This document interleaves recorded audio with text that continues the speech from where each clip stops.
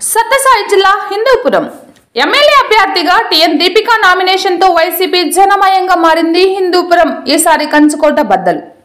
హిందూపురం సుగురు ఆంజనేయ స్వామి దేవస్థానంలో ప్రత్యేక పూజలు నిర్వహించి మసీదులో చర్చిలో ప్రార్థన నిర్వహించి నామినేషన్ కు బయలుదేరిన అనంతరం ఎమ్మెల్యే అభ్యర్థి టిఎన్ దీపిక మాట్లాడుతూ భారీ జనసంద్రోహం మధ్య ప్రసంగిస్తూ హిందూపురంలో ఈసారి ఖచ్చితంగా కంచుకోట బద్దలు కొడతాం. గత పాలకులు పిఏల పాలన కొనసాగుతోంది. ఈసారి స్థానికంగా ఉండి ప్రజల సమస్యలపై దృష్టి పెట్టి స్థానికంగా ఉండి ప్రజల సేవ చేసుకుంటాను అన్నారు. నామినేషన్ కు హాజరైన వివిధ ప్రాంతాల నుండి తండోపతండాలుగా ప్రజలను జై జగన్ జై జై జగన్ అంటూ పోరెత్తారు. ఈ కార్యక్రమంలో వేలాది మంది వైఎస్ఆర్సీపీ నాయకులు, కార్యకర్తలు, ప్రజలు, అభిమానులు పాల్గొన్నారు. జనసాగరం ఈరోజు అందరూ కోరుకుంటున్నారు 40 సంవత్సరాల కోటిని బతకబెట్టాలని.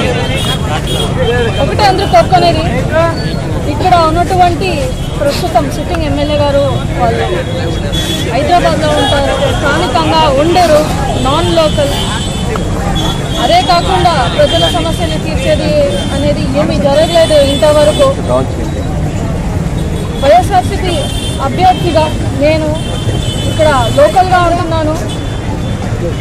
ఈ 10 నెలల్లో ఎవరైతే ప్రజలు మన దగ్గరికి వచ్చినారో, ఏదైతే సమస్యలు వాళ్ళు అడిగినారో, మేమందరూ వాళ్ళకి చెవునిచ్చి విని ఏదైతే అయ్యిందో అవన్నీ పూర్తి చేసినామన్న. ఒకటే ప్రజలు కోరుకునేది, వినేవాళ్ళు ఉండాలా, తీర్చేవాళ్ళు ఉండాలా. అది మన వైఎస్ఆర్సీపీ పార్టీ వల్లనే సాధ్యం. ఈరోజు సాక్ష్యంగా మీరు ర్యాలీలో జనసాగరాన్ని చూసినారు. ఖచ్చితంగా ఈసారి హిందూపూర్లో వైఎస్ఆర్సీపీ జెండా ఎగరవేస్తారు.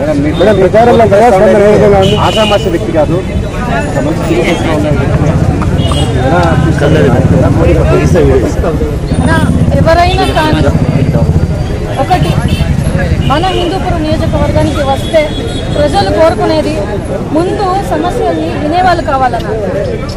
వినేవాళ్ళు ఇక్కడ లేరు.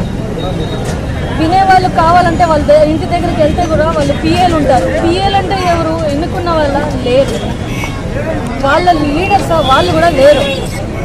మన జగనన్న ఇచ్చిన ధైర్యము, సంక్షేమ పథకం, దాంతోపాటు నాకున్నటువంటి ఓటుగా దానికి మించి నేను బీసీ మహిళ స్థానికంగా ఉంటాను. మన జగనన్న నాకు ఒక అవకాశం ఇచ్చినారు, నేను వింటాను, ఇక్కడే ఉంటాను. ఇది ప్రజల్లో తీసుకెళ్ళినారు మన ప్రజలే. ఈ ధైర్యంతో నేను ఎవరైనా కానీ అని ముందెళ్తున్నాను.